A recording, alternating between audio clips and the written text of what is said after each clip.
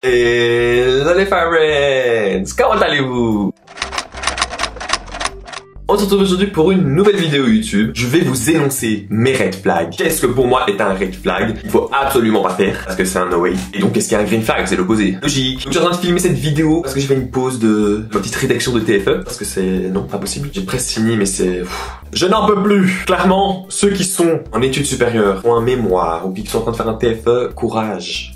On est ensemble, je vous comprends, on se comprend, c'est horrible. Pour les autres, profitez bien de vos années d'études en secondaire, primaire, où que vous soyez, dès que vous allez arriver, ça va être la cata. Après, il y en a, ils ont eu des bons trucs, ça se passe bien, mais moi, c'est fou. En fait, la pression, elle est là, quoi. Vous avez une pression. Bref, en plus, mes cheveux sont barrés là, je dois aller les laver, je les ai pas lavés, j'ai oublié, parce que j'ai commencé à faire mes soins et j'ai mis les crèmes tout, je me suis dit, je vais laver, ben, ça va partir, donc, c'est un peu inutile. Alright, avant de commencer la vidéo, n'oubliez pas de vous abonner, d'activer la cloche de notification, de lâcher un gros pouce bleu et de vous abonner sur mon Instagram, Just-Fab, let's go!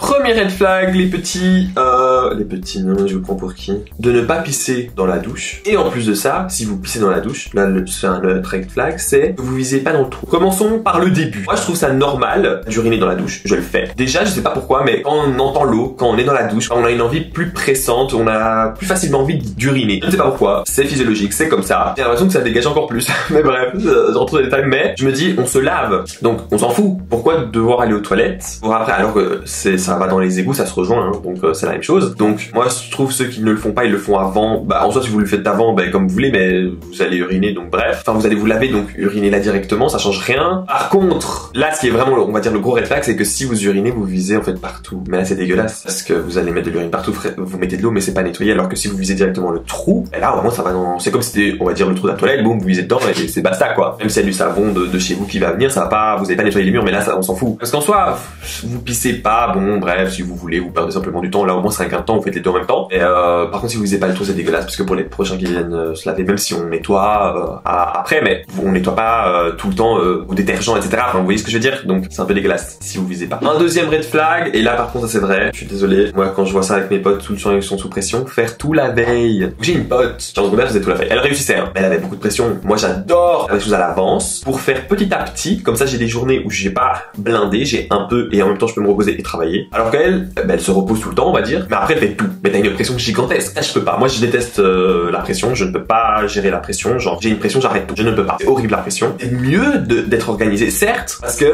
c'est bien d'être organisé, mais c'est bien aussi par exemple de pas être organisé. Par exemple quand tu veux partir en voyage, tu dis allez je prends un billet, je me casse, ça c'est cool, c'est bien quand t'es jeune, quand tu seras adulte avec des enfants c'est pas possible. Mais je trouve que être organisé au niveau des cours, de tout ça c'est bien, surtout même dans le taf plus tard quand tu veux faire des choses. Si t'as un taf où c'est pas que tu travailles que taf, que par exemple à la maison tu vas quand même faire des choses, ben c'est bien d'être organisé, et même pour après, pour la vie future, c'est bien d'être organisé quand même. Par contre, faire tout la veille, c'est un truc pour moi, ce n'est pas une question d'être organisé ou pas. Faire tout la veille, c'est un massacre. Les études supérieures, faire la veille, ce n'est pas possible, c'est la mort. C'est pour ça qu'on a des semaines de blocus, hein, pour étudier bien avant, parce qu'il y a trop de matière, ce n'est pas possible de faire la veille. Ceux qui font la veille, ceux qui sont super intelligents, qui n'ont jamais eu besoin de travailler, qui sont là vraiment, on voit que c'est leur truc et que ils arrivent à avoir des 15 études supérieures, alors que moi, en étudiant, j'arrive à avoir des 10 ou ratés. Donc voilà, donc c'est pour ça que je ne vais jamais faire la veille, mais après ça dépend de vos facilités et tout, mais faire la veille c'est risqué aux études supérieures, même pour les travaux, etc. Parce que les travaux c'est jamais de base une page, c'est beaucoup plus. Par exemple le TFE, imaginez vous faites ça à la veille, mais c'est pas, enfin vous voyez ce que je veux dire. Après tout dépend aussi du travail, hein. En quantité, ben, bien sûr vous allez prendre plus de temps, donc bref. Mais faire la veille c'est un red flag comme never.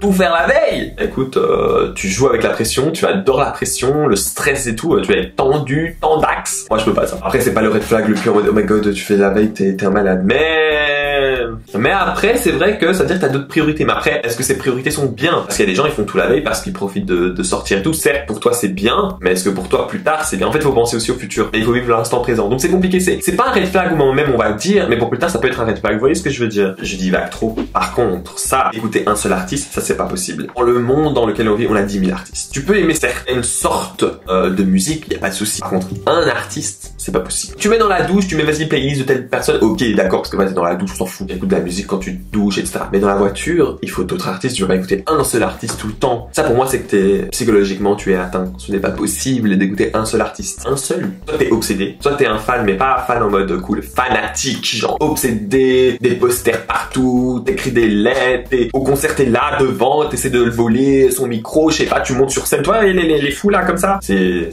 chaud ça. Ça pour moi c'est pas possible. Moi je vous assimile à ça, pas dire la réalité, peut-être que si, je vous assimile à ça, c'est pas possible. Ça, non. Si vous écoutez plusieurs artistes, c'est que vous êtes polyvalent. Vous avez une grosse variété de musique, de goûts musicaux, c'est important. Mais par contre, un seul artiste, moi j'irais voir un médecin et avoir un petit diagnostic, parce qu'il y a tellement d'artistes, comment tu peux écouter qu'un seul? Tu me dis que sur les je sais pas combien d'artistes qu'il y a dans le monde, il y en a un que tu kiffes et les autres tu les aimes pas. Non, tu vois. On peut avoir des préférences et écouter plus un artiste que d'autres, mais tu n'écoutes jamais un seul tout le temps. Ou alors tu peux avoir une période d'écouter la même musique. Ok, mais c'est très court. Pendant je sais pas combien d'années, vous voyez ce que je veux dire? Faire des châteaux de sable, pour moi c'est un green flag. C'est trop bien de faire des châteaux de sable. Les gens qui sont là en mode faire des châteaux de sable, ça sert à rien. Tu perds du temps et puis l'eau elle va les emporter. Certes, mais pourquoi tu veux gâcher ton enfance? Pourquoi tu vas gâcher l'enfance de certaines personnes? Faire des trous, ouais ben l'eau elle rentre, c'est la même chose. Pourquoi c'est mieux que de faire un château? Et là tu fais ton château, c'est cool et tout. Tu fais après des barricades pour empêcher l'eau de rentrer, ou tu fais même des tranchées pour l'eau rentre et elle n'aille pas sur ton château. C'est un peu ce jeu là, c'est de construire ton truc, même si tu sais qu'à la fin il va être bousillé ton truc, soit parce que les gens ont marché dessus, soit parce qu'il faut que tu partes, et donc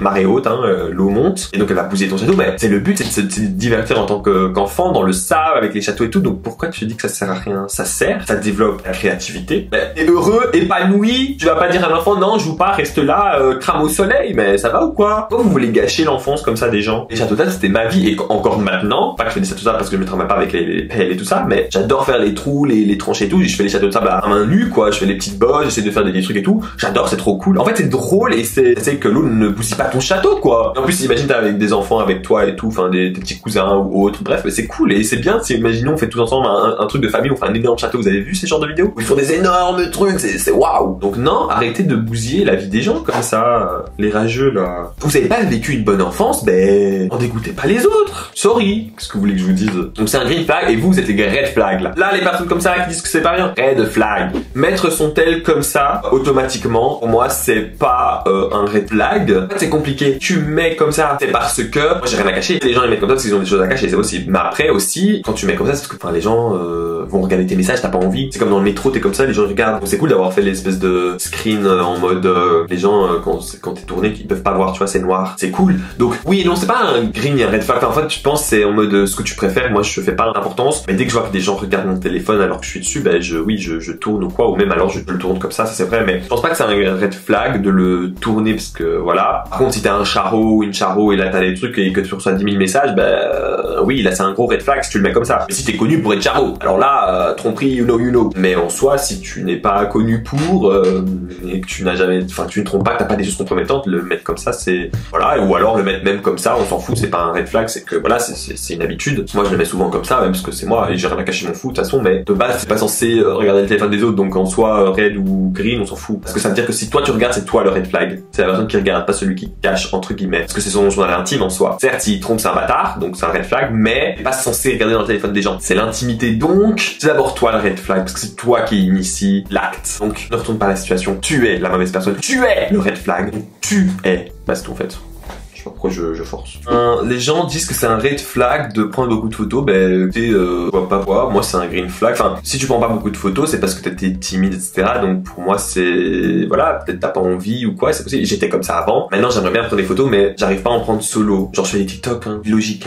Mais prendre des photos de moi et les poster sur Insta, j'arrive pas. Je sais pas. Je me trouve pas waouh et tout. Alors qu'il faut qu'on me mette à l'aise pour faire un photoshoot. Les photos que j'ai, c'est toujours des photoshoot ou quoi. Et là, je suis à l'aise. On me met à l'aise et donc on me dit que je suis photogénique quand je suis à l'aise en fait. Et moi-même, j'arrive pas. Je sais pas. J'aime pas. Je sais pas. C'est toujours dégueulasse l'angle. Bref. De toute façon, moi, je sais pas prendre de photos, donc voilà. Mais non, c'est pas un red flag. Prendre beaucoup de photos, c'est pas un red flag, c'est que tu t'aimes bien aussi. Les célébrités et tout, ils se prennent en photo tout le temps, tout, donc des red flags, mais ils s'aiment bien, ou alors c'est parce que c'est des red carpet. Enfin bref, vous avez compris quoi, même les influenceurs. C'est pas un red flag, à part si par contre une biatch. Là, par contre, ça peut être un red flag, parce qu'on assimile beaucoup, qui prennent beaucoup de photos à des gens connus, les trucs comme ça, ou alors les gens que tout le monde aimait à l'école, etc.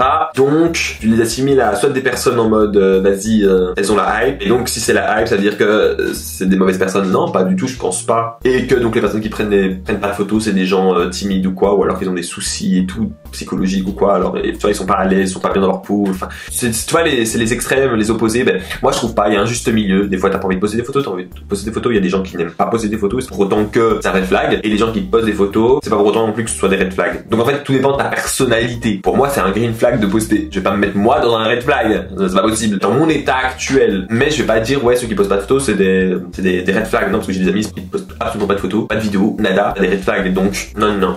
Enfin, c'est un cas par cas. Et je pense que c'est les personnes, wesh. Si imagine t'es une personne, t'es horrible et tout, ben non. Pourquoi tu veux faire ça? Pourquoi? Genre, si t'es une personne horrible, tu es le red flag. Si tu veux poster des photos pour poster en mode, ouais, je vais montrer à tout le monde toujours, ben là, t'as un gros red flag. C'est pour montrer, si c'est pour faire genre le show et tout, ben là, t'as un gros red flag. Mais si c'est posté parce que t'aimes bien et que t'as envie de montrer aux gens où t'es et tout, enfin, et parce que t'aimes bien surtout, parce que tu aimes bien, c'est pas un red flag du tout. Donc, même poster pour montrer aux gens, ben non. Kikala, on s'en fout de ta vie. Pourquoi tu poses? Je vais terminer par ce green flag. La nouvelle musique d'Ice Spice, de Nicki Minaj, Princess Diana. Oh my god! Un bop! Je fais que l'écouter. C'est le truc que j'écoute toujours le même artiste. Là, je le fais que l'écouter, mais j'écoute d'autres artistes, hein, attention. C'est un bop. Là, un gros red flag, c'est que si toi, tu ne l'as pas écouté, vous l'avez entendu? Waouh! Bon, par contre, c'est les raps et tout. Moi, je suis nul en rap. Et j'essaie quand même, je vais faire une phrase là, et c'est bon, elle fout trop vite. Mais j'étais choqué parce que de base, moi, j'étais pas trop fan d'Ice Spice. Je sais pas pourquoi, il y avait trop une hype autour d'elle. Je sais pas, j'ai pas compris en plus. Et quand elle chante, je comprends pas tout ce qu'elle dit. J'ai l'impression qu'elle articule pas. Il y a des musiques d'elle que j'aime bien, mais voilà, enfin, c'était sans plus. Là, j'ai vu, il y avait Nicki, je fais, bah, vas-y et tout. Et en fait, la musique, c'est un bop. Ah, parce qu'il y a que Nicki, attention. Elle aussi, c'est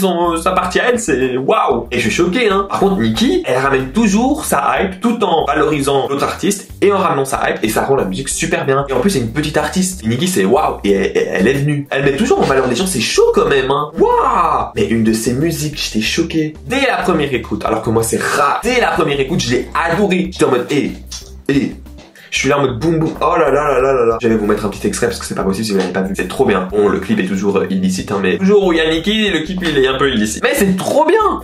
La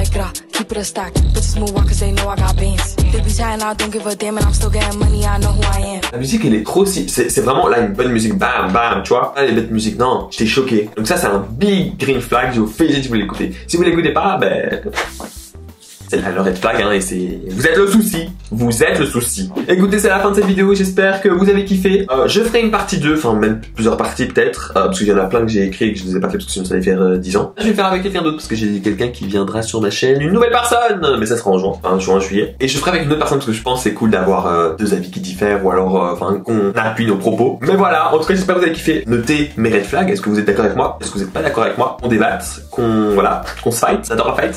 Mais voilà. Et notez-vous vos red flags, comme ça peut-être que je vais venir noter petit commentaire. Est-ce que je suis d'accord avec vous? Peut-être que je vais aussi prendre ces autres red flags pour la prochaine fois. C'est une bonne idée. Donc n'hésitez pas à commenter. Ouais, friends. J'espère que vous avez kiffé. N'oubliez pas de vous abonner, d'activer la cloche de notification, de lâcher un gros pouce bleu, de vous abonner sur mon Instagram, Thriller et TikTok à itsjustfab. Et n'oubliez pas, friends, don't forget to stay positive in order to track positivity. Bye.